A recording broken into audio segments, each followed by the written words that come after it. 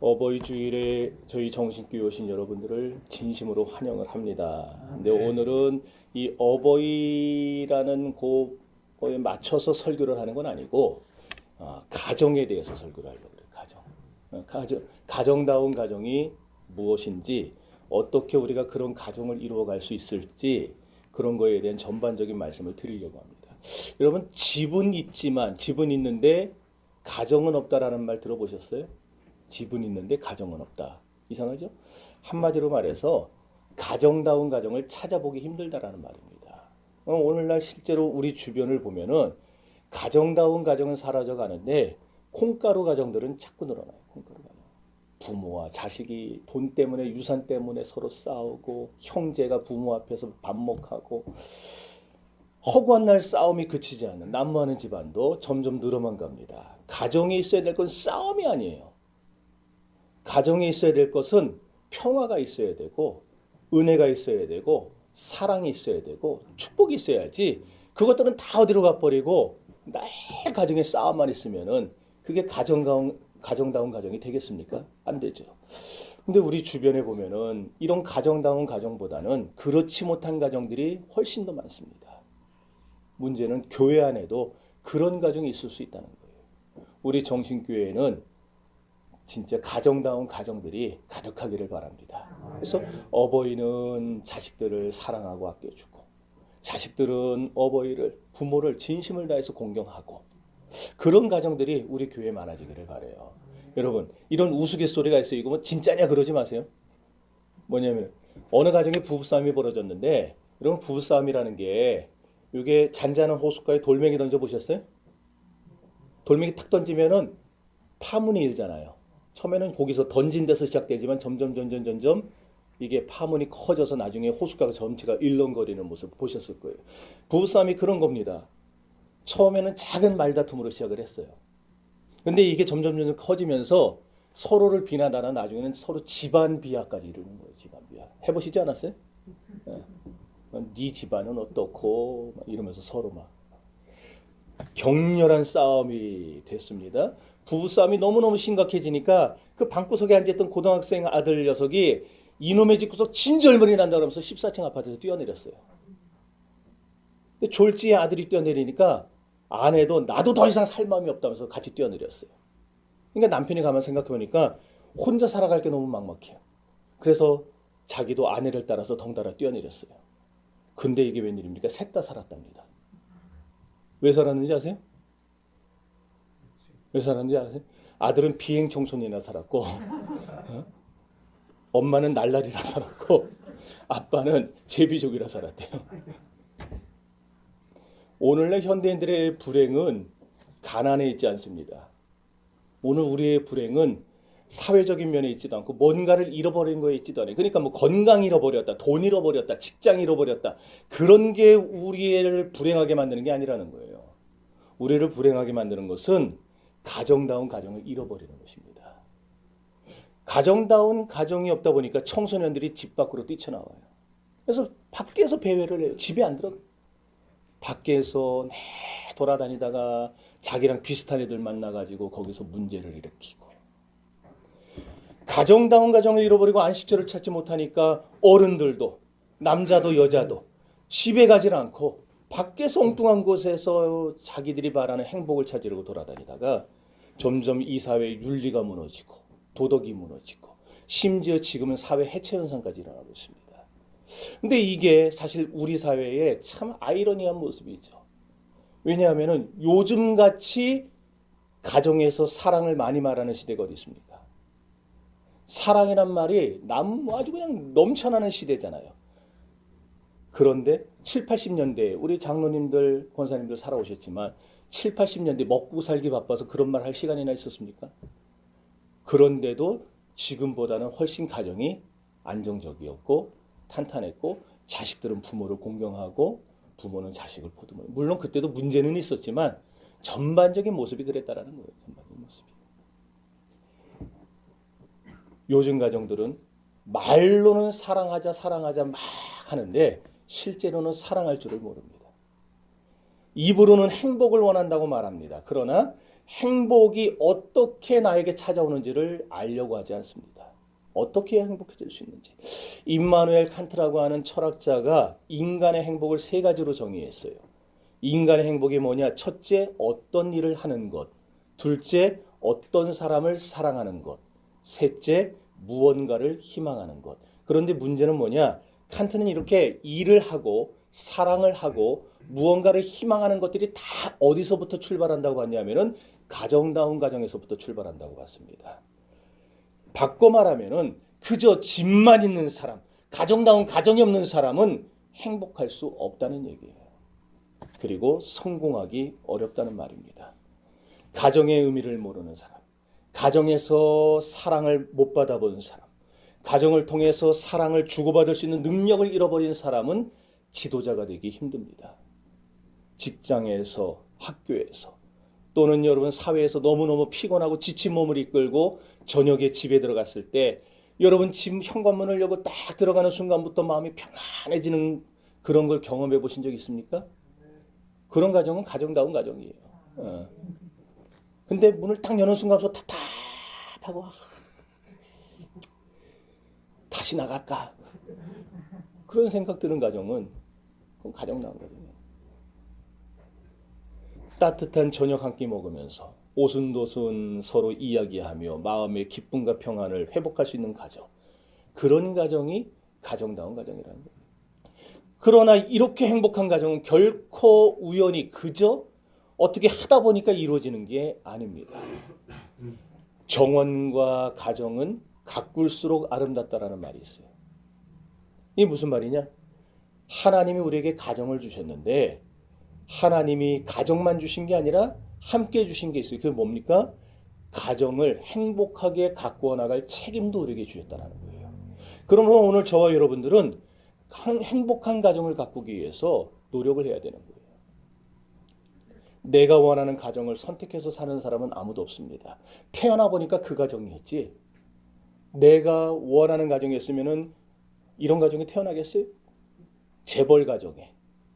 그것도 다른 형제 없고 나만 있는 가정에.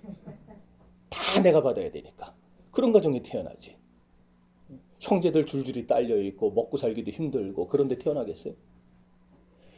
그래서 우리는 지금 자신의 현실에 대해서 불만을 갖고 거기에 대해서 낙심하고 원망하고 그건 아무런 도움이 안 돼요.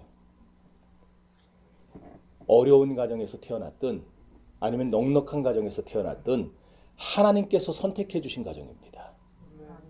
그 부모를 하나님이 선택해서 내게 보내셨고 이 자녀를 조금 모자른 자녀라도 하나님이 선택해서 내게 보내주신 자녀고 우리가 그런 마음으로 부모를 공경하고 자식을 사랑하고 이렇게 최선의 노력을 가꾸며 나갈 때에 그제서 우리에게 가정이 점점점 가정다운 가정이 될 수 있다는 거예요. 여러분 행복이란 물질적인 것에 있는 것이 아니라고 했습니다. 또 행복이란 우연히 오는 것도 아니라고 말씀드렸습니다. 가을에 추수하려면 봄에 씨 뿌려야죠. 씨 안 뿌리고 가을에 가서 추수하겠다는 사람은 도둑놈입니다. 행복한 가정을 이루길 원한다면 지금 우리가 수고하고 노력의 씨를 뿌려야 됩니다. 오늘 바라기는 창세기 2장 말씀을 통해서 행복한 가정을 일궈나갈 사명, 행복한 가정을 이루는 방법을 찾고 돌아가시는 여러분들이 되시기를 바랍니다.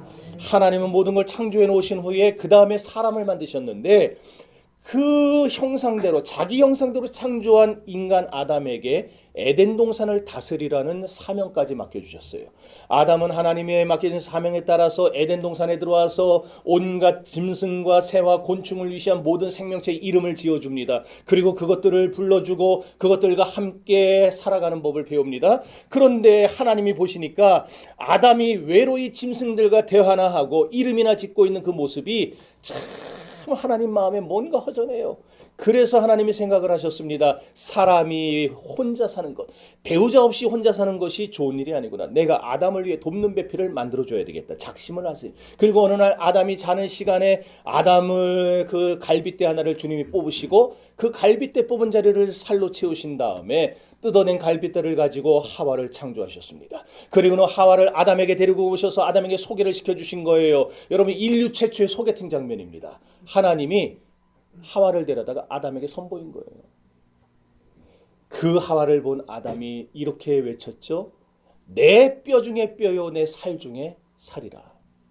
여러분, 이 내 뼈 중에 뼈요 내 살 중에 살이라는 것은 히브리어 관용구인데 가장 나에게 적합하고 가장 내 마음에 꼭 들고 아무 딱 그렇게 생각할 때에 너무너무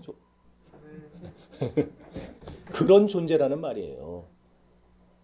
여러분, 여기 청년들 나중에 결혼할 때에 결혼 상대자 고를 때 야, 저 형제 참 조건 좋다. 야, 저 자매 진짜 이쁘다. 이런 거 보고 결혼하지 마세요. 이쁜 거요. 10년 안 갑니다. 우리 집사람 얼마나 이뻐요.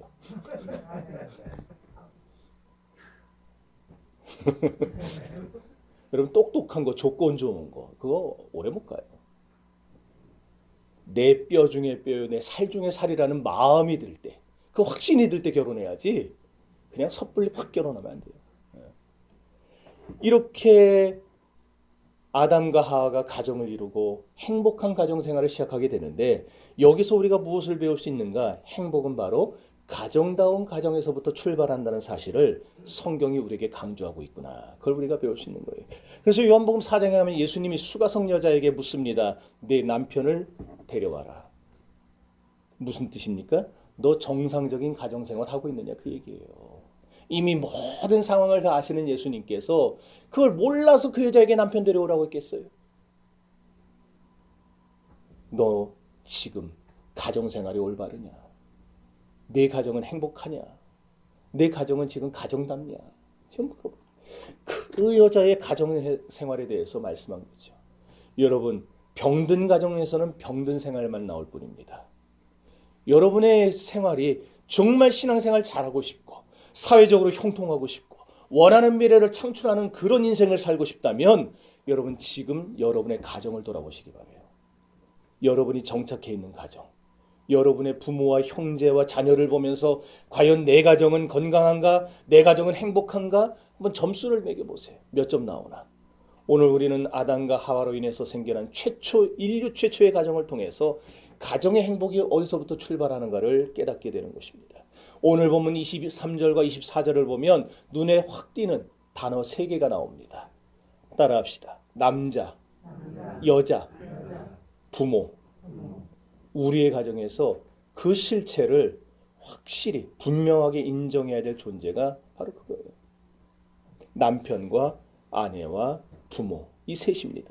여러분의 가정의 행복은 어디서 출발합니까? 남편의 존재를 인정하고 아내의 존재를 인정하고 부모의 실체를 인정하는 데서 가정의 행복이 출발한다는 거예요. 그러니까 서로의 개성을 존중하고. 저도 참 그게 잘 안 돼요. 우리 남자들 아마 대부분 그럴 거예요. 저만 그럽니까? 네. 상대방의 인격을 존중하고 아무리 남편이 신통치 않아도 다른 집 남편하고 비교하지 마세요. 여자들. 다른 집 남편하고 비교하지 마세요. 안 합니까? 하지 마세요. 앞으로도 하지 마세요. 하나님께서 정해준 남편의 존재 가치를 인정하셔야 돼요. 이것이 가정행복의 첫걸음입니다. 또 아내가 다른 집 아내보다 못한 것 같아도 아내의 실체를 인정하고 받아들여요. 그게 가정의 행복 근간이 되는 거예요. 아무리 부모님 얼굴에 검버섯이 가득 피고 이제 활동도 못하고 애들 가봐야 용돈도 못 주고 그리고 물려줄 유산 한 푼 없는 그런 가난한 부모라 할지라도 하나님이 그 부모를 우리 가정의 대리자로 세우셨다는 거, 하나님의 대리자라는 사실을 인정하고 그 실체를 받아들여야 돼요.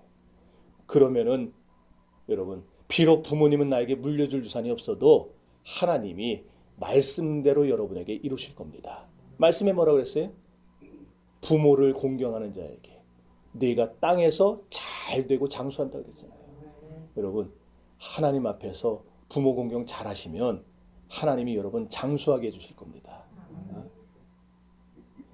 이병 저병 다 들어서 골골거리면서 장수하는 거 말고 건강하게 장수하고 그리고 여러분 자녀들 여러분이 다 잘 될 줄로 믿습니다.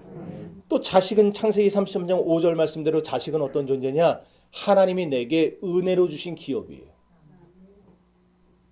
어떻게 하다 보니까 그냥 생겨난 게 아니고 왼수 덩어리가 아니고 하나님이 내게 은혜로 주신 기업. 그러니까 자식을 그렇게 인정하는 데서부터 진정으로 가정의 행복이 시작이 되는 거예요. 그런데 이렇게 서로 상대방의 실체를 인정하려면은 인식이 바로 서야 됩니다. 하나님이 갈빗대로 여자를 만들었다니까 그런 말을 하는 분들이 있어요. 남자 갈빗대에서 빼가지고 만든 여자니까 남자보다 열등하다. 그렇게 말하는 분들이 있어요. 천만에요. 또 고린도전서 11장 3절에 보면은 그런 말씀이 나와요. 각 남자의 머리는 그리스도요, 여자의 머리는 남자요. 그래 놓으니까 남자가 여자의 머리다. 그래서 팍 누르고 그거 아니에요. 그 말은 여자가 남자보다 열등하다는 말이 아니라 가정에서는 남편의 판단과 생각을 존중해 주라 그런 의미에서 한 말이에요. 왜냐? 여기 하와를 만드실 때 아담의 갈빗대를 빼서 만들었다 그랬죠. 여기 만들었다, 만드셨다. 그 단어가 히브리어의 바나라는 단어입니다. 바나. 이 바나라는 단어가 뭐냐면은 건물이 서긴 섰는데 아직 미완성이에요. 건물이. 그런데 요 미완성된 건물을 완성했을 때 쓰는 단어가 바나예요. 그러니까 하나님은 하와를 창조하신 다음에야 드디어 바나라는 말을 쓰셨어요. 그 뭐냐면은 아담만 만들어 놨을 때는 뭔가 불완전했는데 하와를 만들어 놓으시고 나니까 그제서야 인간 창조가 완벽해졌다. 완전해졌다. 그 말이에요. 여러분 여기서 우리가 무엇을 깨달을 수 있어요? 부부는 분리할 수 없는 완전한 합일체고 서로의 부족을 채워주는 그러한 소중한 인격체라는 걸 알아야 된다는 거예요.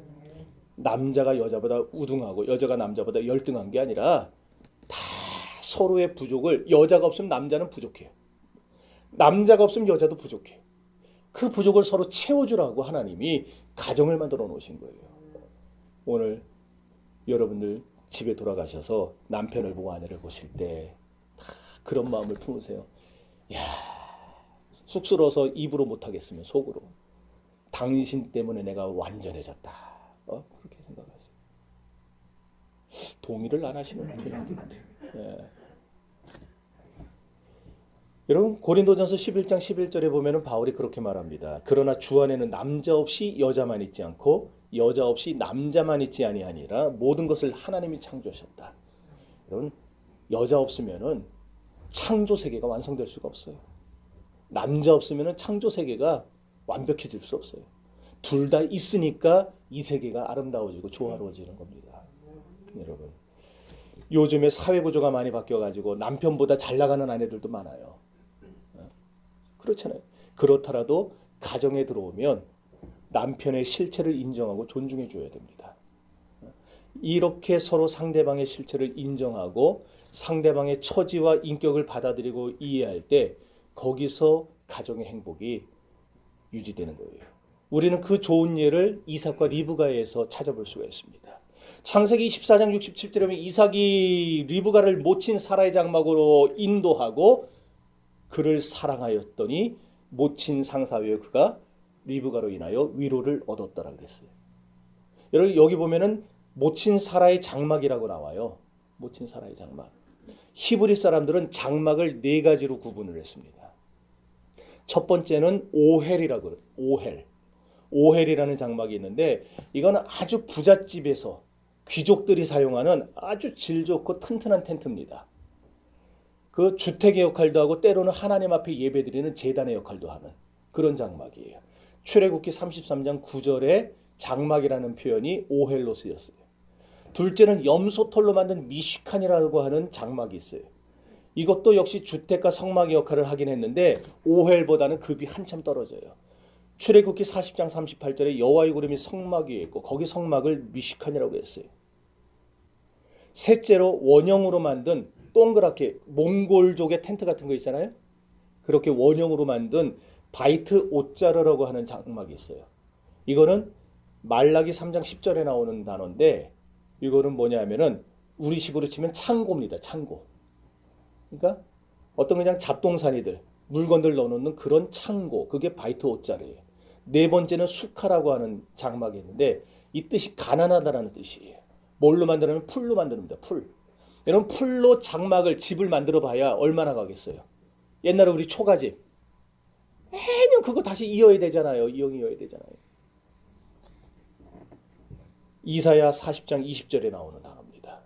제가 여러분 이거 지금 설명하는데 1분도 안 걸렸죠? 이거 찾는데 3일 넘게 걸렸어요. 네. 성경을 보다 보니까 어디서는 장막을 오헬이라 그러고 어디서는 또 바이트 옷자르라 그러고 그래서 더 나오는 게 있는가? 샀어요. 제가 그래서 이번에 일주일 동안에 구역을 다시 다 읽었어요. 그거 찾느라고. 죽는 줄 알았어요. 여러분 그거를 지금 1분 만에 들으신 거예요. 근데 창세기 24장 67절에 사라의 장막은 뭐냐? 오헬이에요. 오헬. 그러니까 아브라함이 군사를 318명이나 거릴 정도의 당시 왕족과 같은 그런 권세를 누리는 사람이 자기의 하나밖에 없는 아내, 자기가 그토록 사랑하는 아내를 위해서 집을 지어주는데 대충 지어줬겠어요? 최고의 집을 지어줬겠죠. 근데 그 장막에 리브가를 들였다. 리브가를 안주인으로 삼았다는 얘기예요. 이제 주인의 권한이 리브가에게 넘어갔다는 거예요. 이제 이건 뭐냐면은 리브가의 신분과 존재 가치를 인정해 줬다는 겁니다. 여러분 결혼했는데 아내를 무시하고 그러지 말고 아내의 존재 가치를 인정해 주라는 거예요. 아내 무시하면요, 여러분 나중에 된장찌개에다 침 뱉습니다. 나중에 늙어서 어떡하려고 그래요? 쫓겨나요. 저도 그래서 오늘부터 잘하려고 그래요. 안 쫓겨나려고. 아담은 하와의 실체를 인정했어요. 하와의 인격을 인정했어요. 이는 내 뼈 중에 뼈요 내 살 중에 살이라. 이거 그대는 나와 한 몸이라는 말이에요. 상대방을 존중하고 높여줬다는 거예요. 여러분 여자들이요 자식들 다 자라서 이제 출가시키고 나면은 폐경기가 오잖아요. 그러고 나면은 정서적으로 상당히 불안해집니다. 우울증이 찾아옵니다. 그때가 되면은 남편이 곁에 오는 게 귀찮아요. 그래가지고 본능적으로 자꾸 벗어나려고 그래요. 벗어나려고.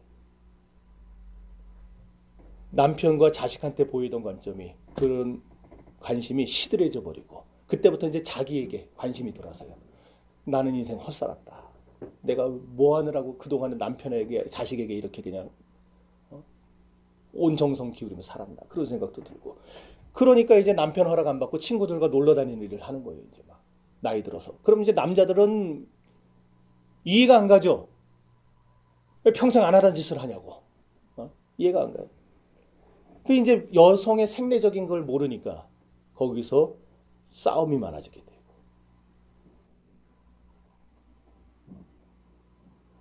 제가 이 설교 준비하면서 깨닫는 게 참 많아서 어디 가냐고 묻지 말아야 되겠다. 도대체 어디서 지금까지 뭐 하다 왔냐고 내가 말을 하지 마. 부부싸움 많이 하는 이유가 심리학자들이 그렇게 말하더라고요. 여자는 살면서 변화를 많이 겪는데요. 근데 남자는 변화를 안 겪어요. 그냥 똑같습니다. 그러니까 항상 남자는 철부지예요. 철부지. 애예요. 근데 여자는 계속 바뀌어요. 그러니까 변하지 않는 남자와 매번 변하는 여자가 서로 같이 사니까 싸움이 일어나는 거예요. 자꾸. 남자는 사실 중심으로 판단합니다. 여자는 감정 중심으로 판단합니다. 사실 중심으로 판단한다는 게 뭐예요? 예를 들면 이런 것도 그런 거예요. 저는 친구 목사님들과 만나면요. 아무리 얘기하고 해도 2시간, 아무리 길어도 3시간을 안 넘겨요. 만나도. 2시간 안에 밥 먹고 차 마시고 그 다음에 목회에 대한 서로 막 얘기들 막 나누고요. 어떨 땐 사우나까지 끝내고 와요. 2시간, 3시간 안에. 그럼 집사람은 저녁까지 먹고 오지 왜 일찍 들어왔냐고. 근데 또 저는 친구들과 통화를 하면 3분 내에 거의 다 끝납니다. 왜냐면 딱 있는 내가 궁금한 것만 물어보고 상대방도 나한테 물어볼 것만 내가 대답해 주면 되지 뭐하러 길게 통화합니까? 나 할 일도 많은데. 딱 3분이면 끝나요. 근데 저희 집사람은 안 그래요. 1시간을 통화. 뭐 웃지 마세요. 다들 똑같으면서 지금 다들 똑같아요. 제가 저희 어머니한테 전화해도요. 막 속에서 막 이 치밀어 오를 때가 있어요. 1시간 45분 동안 계속 내가 계속 10분마다 전화를 하는데 계속 통화 중이에요. 저희 어머니가 80이 넘으셨어요. 그래도 사실 중심으로 판단을 하는 남편, 감정 중심으로 판단하는 아내. 여자들은 다 들어줍니다. 들어주면서 공감하고 아 그러냐고 자기한테 감정이입해가지고 다 해주고, 남자들은 그런 얘기 딱 들으면은 야 이렇게 해 저렇게 결론 내려주면 끝이에요. 예. 근데 여자들은 다 들어줘요 그거를. 그러니까 서로 마찰을 일으키는 거예요 서로. 그러니까 결혼할 청년들은 그거 잘 생각하고 결혼하셔야 돼요. 그거 모를 때는 신혼 초에 무지하게 싸웁니다. 여기 계신 남자분도 아마 저랑 거의 다 비슷할 거예요. 어떻게 한 번 나가면 하몽차사냐. 어떻게 통화를 1시간씩 하냐. 그래도 여러분 우리 그리스도인들에게는 사실과 정서 중심으로 판단하기 전에 상대방을 하나님이 내게 허락한 남편, 하나님이 내게 허락한 아내로 인정하는 정신이 필요하다라는 것입니다. 오늘 24절에 보면은 이렇게 말을 했어요. 24절 다 같이 읽어봅시다. 시작.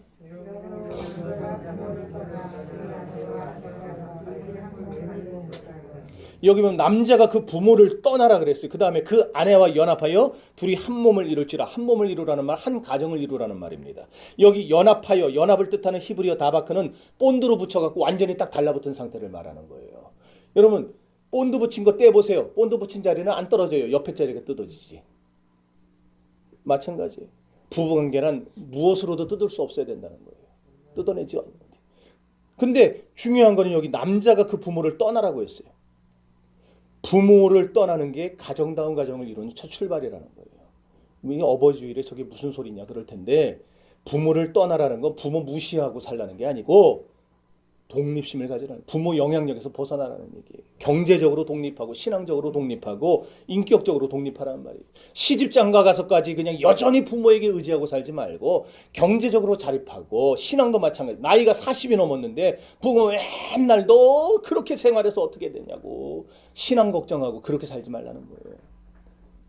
부모 간섭 없이 스스로 신앙생활하고 주일성수하고 11조하고 하나님과 1대1의 관계를 맺고 그렇게 신앙생활을 할 줄 알아야 된다는 얘기예요. 그런데 우리나라 사람들은 심지어 교회를 다녀도 이걸 잘 못해요. 부모에게 항상 매여 있어요. 부모를 떠나지를 못해요. 그러니까 가정에 불화가 있고 고부간에 갈등이 생기는 거예요. 제가 결혼했을 때 돈이 없으니까 어머니와 함께 살았어요. 저희 어머니가 권사입니다. 54세 권사가 되셔가지고, 그리고 항상 말을 뭐냐면 집사람한테 너는 며느리가 아니고 내 딸아이라고 생각한다고. 말을 얼마나 잘하는지 몰라요. 그런데 퇴근해서 집에 가보면은 집사람 얼굴이 안 좋아요.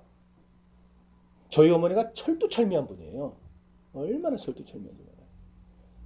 그러니 그 밑에서 얼마나 힘들었겠어요. 저는 아들이니까 막 간혹 가다가 뭐라고도 하지만 며느리가 뭐라고 얘기하겠어요. 네. 나중에 근데 제가 어머니를 딱 둘이 앉아서 제가 그랬어요. 아내가 자꾸 마음에 안 들고 자꾸 실수해서 가르치셔야겠거든. 아내한테 얘기하지 말고 오늘부터 저한테 얘기하세요. 제가 가르치겠습니다. 그날 이후로 많이 좋아졌어요. 더 이상 내 아들이 아니구나. 딱 깨달으시고 내가 여기 껴들면 안 되겠구나. 여기 시부모님들 중에 그런 분은 안 계시겠지만 혹시나 싶어서 말씀드리는데, 며느리한테 자꾸 뭐라고 하지 마세요. 자꾸 며느리 잡지 마세요. 내 남편은 밖에서 하루 종일 고생하는데 너는 집에서 맨날 놀고 먹으면서 남편 갖다 주는 월급 가지고 살면서 도대체 넌 하는 게 뭐가 있냐고 그딴 소리 하지 마세요. 여러분의 아들이 처갓집 가서 그런 소리 듣는다 생각해 보세요. 똑같은 겁니다. 여러분, 자식들의 실체를 인정하고 부모의 실체를 인정해야 거기서 진짜 공경이 싹 트는 거예요. 오늘부터 며느리 말로만 넌 내 딸이다 그러지 말고 진짜 여러분들 다 그 실체를 인정하시고 며느리들에게 잘해주시기 바랍니다. 아멘을 안 하잖아요. 지금 여기 있는 권사님들 아멘을 안 해. 아멘을 안 해. 잘해주시기 바랍니다. 예, 우리 사위들한테도 잘해주시기 바랍니다. 예. 이스라엘 사람들은 남자아이가 태어나면 난지 8일 만에 할례를 해요. 하나님의 백성으로 구별됐다는 표시를 하는 겁니다. 그리고 12살 될 때까지 율법을 가르치고 13살이 되면은 바르 미츠와라고 해서 율법의 아들이라고 성인식을 치러줍니다. 그래서 남자들은 13살이 되면 장가를 가요. 여자들은 12살이 되면 시집을 갑니다. 근데 요 어린애들이 13살, 12살짜리들이 시집 장가를 가서 그때부터 부모 집을 떠나서 자기들끼리 장막을 짓고 거기서 생활을 합니다. 혼자서. 그러다가 안식일이 되면 우리식으로 하면 주일날이 되면 주일날 부모의 집으로 와요. 그리고 거기서 함께 안식일을 지키면서 예배를 합니다. 그리고 부모를 섬겨요. 하루 종일. 그럼 부모가 이제 돌아갈 때에 자녀들을 다 앉혀놓고 아버지가 축복 기도를 해줍니다. 그거를 일주일에 한 번씩 그렇게 반복을 하는 거예요. 그러면서 저절로 부모에 대한 공경심을 갖게 만들고 그리고 자식들에 대해서 그 독립성을 인정해주게 만들고 이렇게 히브리 사람들은 수천 년 전부터 그런 식으로 생활을 해왔어요. 그러다 보니까 고부간의 갈등이 존재하지 않아요. 부모는 언제나 존경과 사랑의 대상이 되는 거예요. 여러분 가정의 핵심 원리, 행복의 핵심 원리는 부모의 영향을 벗어나는 겁니다. 그리고 부부가 서로 존중하는 한 몸을 이루고 한 가정을 이루는 겁니다. 서로의 인격을, 서로의 성품을, 서로의 생각을, 서로가 가지고 있는 미래의 비전과 현실의 감각을 다 이해하고 그렇게 하나 되는 것. 그런 가정을 이루는 것이 바로 가정다운 가정을 이루는 길이에요.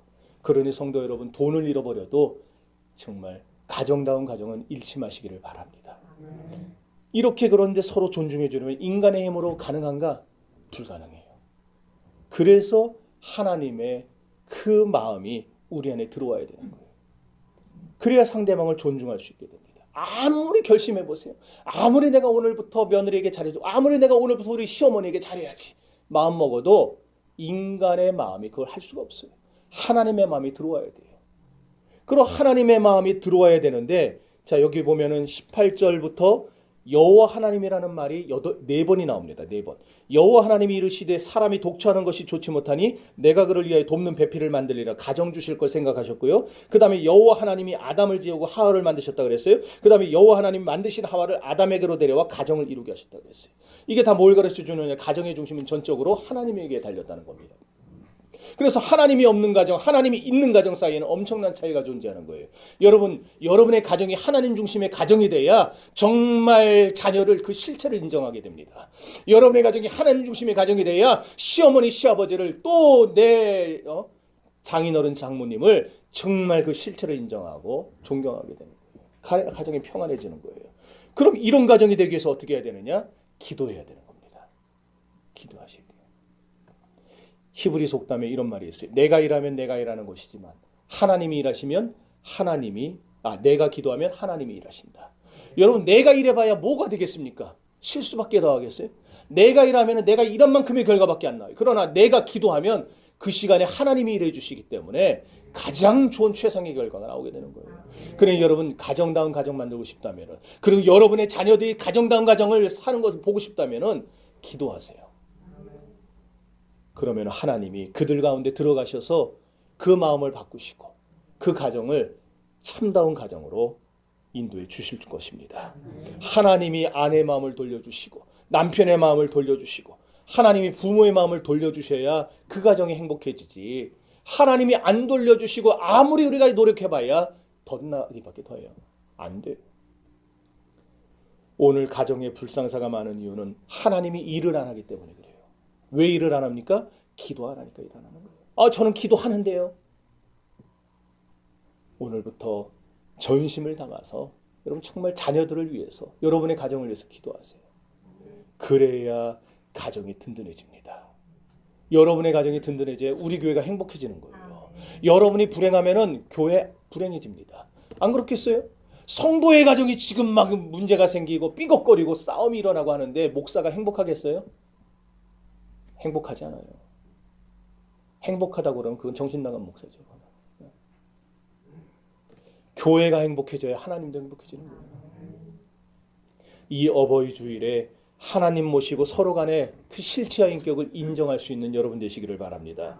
그런 부모의 실체를 인정하시고 여러분의 아내와 남편의 실체를 인정하시고 자녀의 실체를 인정하세요. 딴 거 아닙니다. 실체를 인정하라는 말은 사랑으로 섬기고 공경하라는 거예요. 섬기라는 거예요. 여러분 부탁드리는데 자기 옷 살 때 달랑 자기 것만 사지 마세요. 부모님 계시면 부모님 것도 같이 사세요. 여자들은요, 제가 저희 어머니 보고 알았어요. 저희 어머니 80 중반인데도 여전히 교회 갈 때 화장하시더라고요. 제가 그래요. 아니 뭘 그 연세에 화장을 하냐 그랬다 욕을 얼마나 먹었는지. 화장하고 옷을 갖다가 제일 예쁜 거 꺼내서 입고 가세요. 연세 드신 분들도 예쁜 옷 보면 입고 싶어 합니다. 자기 것만 사지 말고 부모님 것도 같이 사드리세요. 자식들 맛있는 거 먹일 때 이거 맛있는 거 보면은 우리 자식 먹여야지. 그 생각만 하지 말고 여러분의 부모님도 생각 좀 하세요. 부모님에게 내가 이걸 대접해드려야 되겠다. 오늘 이따 오후에 지금 끝나고 가지 말고 오후 예배까지 끝나고 부모님 다 찾아뵈세요. 찾아뵈서 인사드리고 부모님 딱 맛있는 거 사드리고. 저는 오늘 시간이 안 될 것 같아서 어제 만나고 왔어요. 여러분 말씀을 마칩시다. 여러분이 부모를 인정하고 남편과 아내를 인정하고 자식을 인정하며 살 때 그것이 여러분에게 복으로 돌아올 것입니다. 네. 그런데 만약에 부모님이 다 돌아가셨어요. 그래서 나는 섬기고 싶지만 인정하고 싶지만 그런 부모님이 안 계신다는 분들, 그런 분들은 담임 목사를 그렇게 섬기면 됩니다. 아멘은 참. 딱 지금 딱 표정이 그게 또 이야 진짜 낯짝 두껍다 어떻게 저런 얘기. 목사를 여러분 사람으로 보지 말고요. 여러분의 영적 어버이로 보세요. 그래야 그게 여러분이 복받는 비결입니다. 왜냐? 여러분 부모가 안 계신 분들은 목사한테 잘하는 게 저한테 뭐 자꾸 사주라는 게 아니라 저와 함께 저를 존중해주고 제 목회하는 데 있어서 저를 위해 기도해주라는 얘기예요. 네? 그러면 그런 관계가 되면은요, 하나님이 육신의 부모에게 했을 때 올 복을 여러분에게, 부모님은 안 계셔도 여러분에게 주신다니까요. 네? 성경에도 그랬어요. 주의 종을 가까이 하면 내게 복이라. 그랬어요. 여러분 저와 가까이 하셔야 돼요. 자꾸 저를 피해서 멀리 가려고 하지 말고 자꾸 딱 제가 저 앞에 딱 뜨면은 삥 다른 데로 돌아가려고 하지 말고 저한테 와서 인사하고 같이 서로 그렇게 가까워질 때에 그 복이 여러분에게 반드시 들어갑니다. 진짜인지 아닌지 해보라니까요. 궁금하시면 해보세요. 궁금하시면. 그리고 내년에 얘기를 해주세요. 내가 1년 동안 그렇게 해봤더니 하나님이 진짜 복 주시더라. 안 주셨다면 얘기를 하세요. 그럼 제가 믿었던 하나님이 잘못된 거니까. 보세요. 바라기는 여러분들 모두 행복한 가정을 이루시기를 바랍니다. 오늘 우리 교회에 다 못 나오신 것 같아 보니까 어버이들이 오늘 다 못 나오셨지만 그래도 또 이게 방송이 안 되다 보니까 이 설교를 또 못 들으셨겠지만 어쨌든 여러분들 여기 계신 분들만이라도 서로 정말 상대의 실체를 인정하면서 서로 존중하고 사랑하면서 가정다운 가정을 이루시고 하나님이 주시는 축복을 받아 누리시는 여러분들이 되시기를 주의 이름으로 축원합니다. 기도합시다.